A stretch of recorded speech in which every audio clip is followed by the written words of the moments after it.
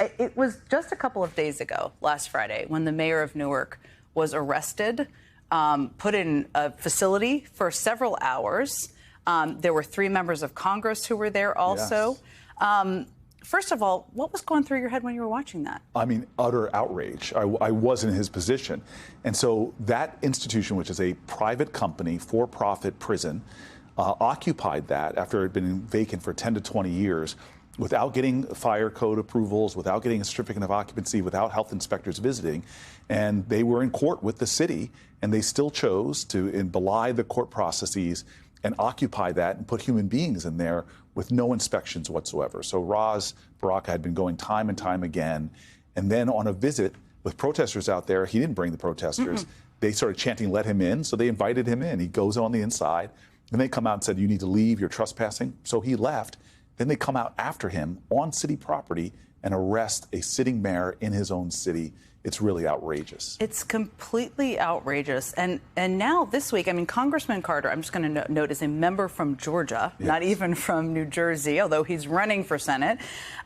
He proposed trying to strip these 3 New Jersey Democrats from their committees. Right. What do you make of that? I mean, this is, first of all, it's outrageous. And by the way, this is in the context of arresting a federal judge, of violating a Supreme Court 9-0 order, attacks on due process, disappearing human beings. This is all part of this equation. Those Congress people, that's ridiculous. They were invited, they showed up there, they were brought in, they were put into a room, told they were going to get a tour. They came out when they saw all these massive people running out to arrest the mayor. Then they went back, were invited back in and given the tour. So again, this idea that somehow they bum rushed this area or did something, that's outrageous. And then number 2 is, again, this weaponizing the justice system in a way to intimidate and try to silence leaders, be they judges who they're threatening arrest of or Congress people. This is a trampling of the separation of powers. This is a president that does not want accountability, doesn't want checks and balances, doesn't want transparency.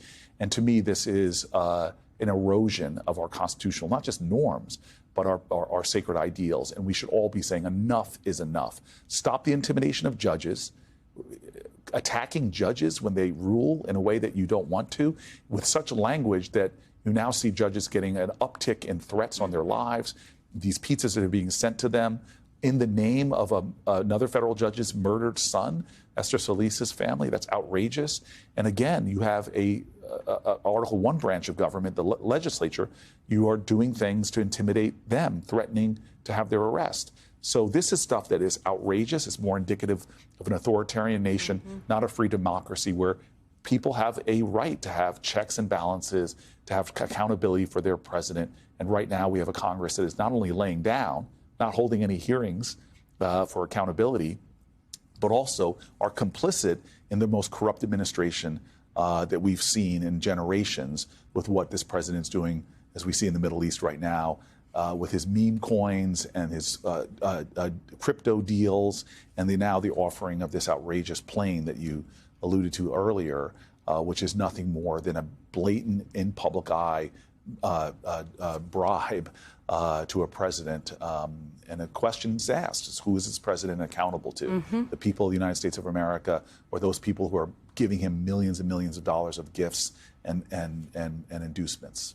I started the show talking about how the plane is very much in our faces, but it's hard to know. I mean, he also has these meme coins. It's hard to know what the sketchiest deal with a Middle Eastern country is happening right now.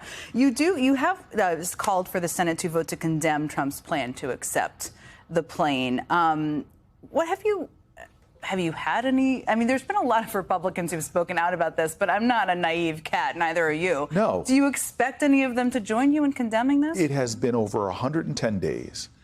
As Trump walked in, he created this meme coin, which in and of itself, to me, is an impeachable offense to have a president that basically says anybody, anywhere can dump money into my pocket. That should have been alone. But then he attacks all the people that could hold them accountable, inspector generals after inspector general. In fact, the very agencies that are investigating Elon Musk, this most wealthy man in the world, unaccountable billionaire, he was now undermining their ability to investigate him. This administration from day one has been showing staggering levels of corruption. And in many ways, this has been fueled by a Supreme Court that says, hey, you cannot. Anything you do while you're president, we cannot hold you criminally liable for. We are with a president that is being unchecked by the Supreme Court or by the Congress, and now feels like he's unchecked whatsoever to fill his pockets and the pockets of his family out in broad daylight at things that no senator would ever justify this unless they were being intimidated by a president into silence.